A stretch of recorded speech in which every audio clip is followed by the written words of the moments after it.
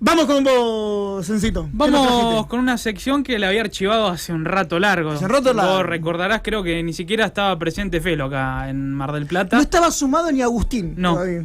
no, se dieron muchas cosas en el mientras tanto, pero bueno, hoy decidí traer a colación de lo que es Halloween, que se viene en el día de la próxima semana, mejor dicho. Perdón, Dime. lo perdón que... Hay un like mío ahí, boludo. No me extraña que cuando entres a Instagram veas me gusta de Juli. Perdón, ¿pero era de un familiar o no? No, bueno. Eso es importante, que no sea de un familiar, porque ahí la cosa pasaría a otro lado. Pero continuado lo que estábamos anunciando, hoy traje un especial de películas malditas. Películas que pasaron por varios sucesos en el mientras tantos. Como 5 ya. No decidí enfocarme solamente en la de terror, porque así como hablamos en el grupo, se le criticó a Agus que no, Se si me no ocurren traía 3.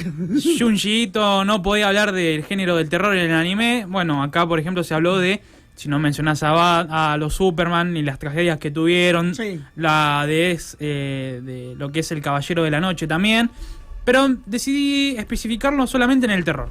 Muy bien. Y por eso vamos a arrancar precisamente con la que yo considero la mejor película de la historia del terror. Que va a tener un reestreno la semana que viene. A ver cuál es. El Exorcista. Exactamente. Por supuesto, estamos todos de acuerdo. La película del año 1973, dirigida por William Friedkin. Bueno, ¿qué decir de esta película, no? Hay que hablar de que... No, mole, no mires moles. No mires moles. No mires moles. Ni yo voy a mirar.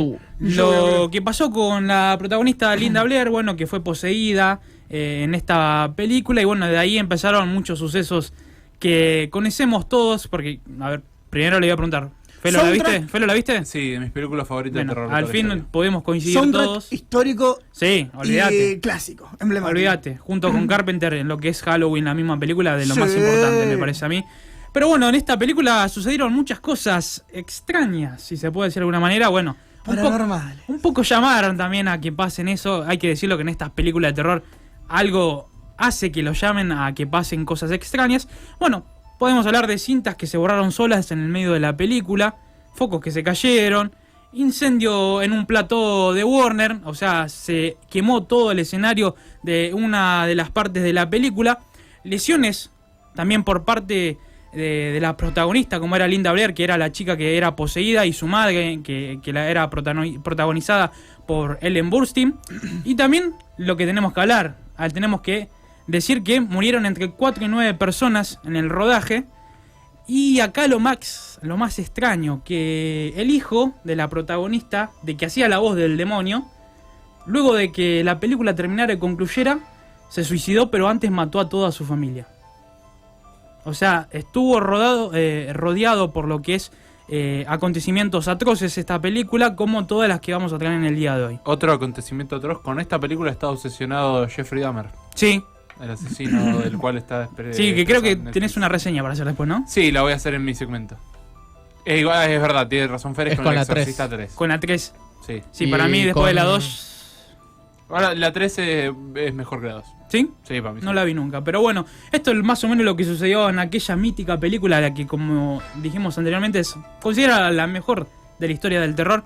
Sí. Así que bueno, pasamos al siguiente y tenemos que hablar de otro clásico de lo que es este género A ver si es la misma que yo importante. pienso. Sí, seguramente es Poltergeist. Sí. Poltergeist, pero la saga. O sea, la 1, la 2, la 3. Recordemos que la primera salió... La en última que salió, la fui a ver al cine. Sí. Es muy mala. Sí. Sí. Ya de por sí las películas de terror, cuando quieren hacer alguna remake, siempre terminan mal, me parece a mí. Sí. Creo que eran solamente para ese contexto cuando se hizo muy de los 70 y principios de los 80. Pero bueno, tenemos que hablar de Poltergeist, mítica película si se habla de cosas extrañas que pasaron durante y el después. La primera de la saga en 1982, la segunda en el 86 y la última en el 88. Arrancamos con los sucesos trágicos de la primera. Cuando terminó el rodaje de la primera, quien hacía de la hermana de la pequeña niña que vemos, y tan icónico es la imagen cuando apoya sus manos manitos en el tele. en el tele, quien hacía de la hermana, Dominic Dunn, murió estrangulada por su novio pocas semanas después de que terminó la película de rodarse. Y bueno, ahí empezaron sucesos bastante extraños en toda la saga, porque luego en la segunda parte, en el 86, cuando se rodó la segunda película de Poltergeist, se habían sumado 2 nuevos integrantes a actuar, a hacer nuevos personajes. En este caso, uno hizo de lo que sería un brujo y el otro sería un reverendo. Lamentablemente estas 2 personas también, después que terminó el rodaje, murieron. Así que también se dio un suceso bastante extraño con su vida. Y obviamente el más importante de todos, lo que pasó en 1988, cuando terminó de rodarse la última, la tercera parte. Como decíamos, la pequeña niña rubia Heather O'Rourke murió a los 13 años por un paro cardíaco. Digamos, era la protagonista de esta película de Poltergeist, de la saga. Y bueno, lamentablemente murió con 13 años en el 88.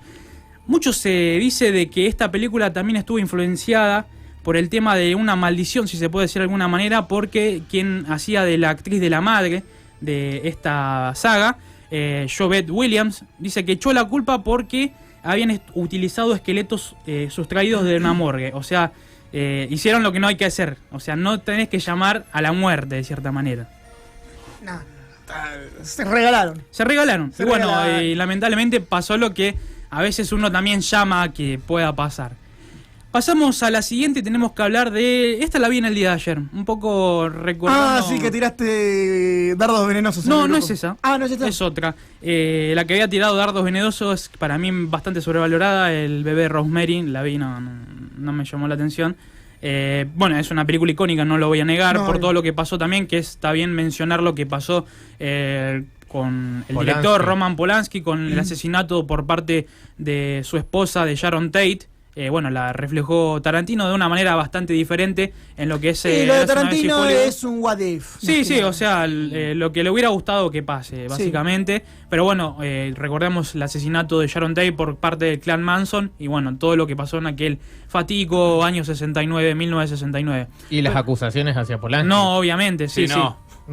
Bueno, menudo tipo ese. Sí. Bueno, todo lo relacionado de esa época, bueno, los Beach Boys que decían que tenían un pacto también con el clan Manson y todo eso.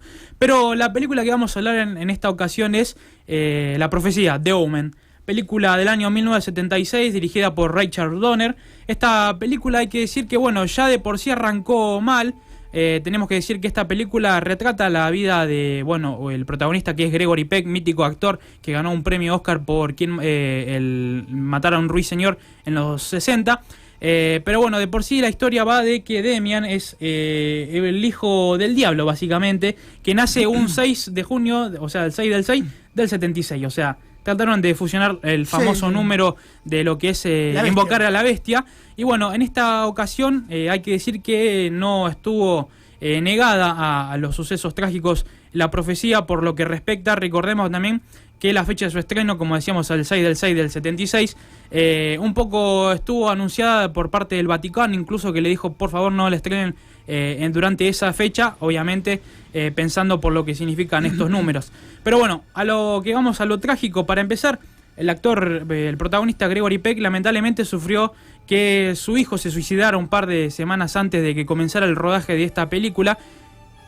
Lo extraño es que durante la película el verdadero hijo del protagonista muere al nacer también. O sea, es un llamado y si vos te pones a analizar las facciones y cómo se manejaba Gregory Peck en la película, te das cuenta que era un hombre que estaba directamente un poco tocado por lo que había pasado con su primogénito, que había sido que se había suicidado hace un par de meses antes del rodaje.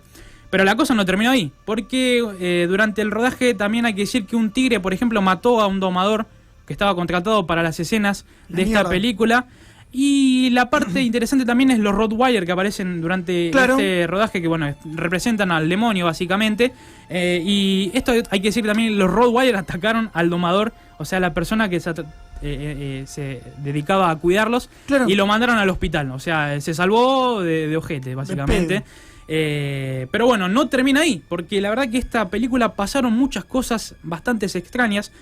Hay que decir, por ejemplo, que 3 veces las personas fueron trasladadas en aviones y 3 veces distintas los tocó un rayo.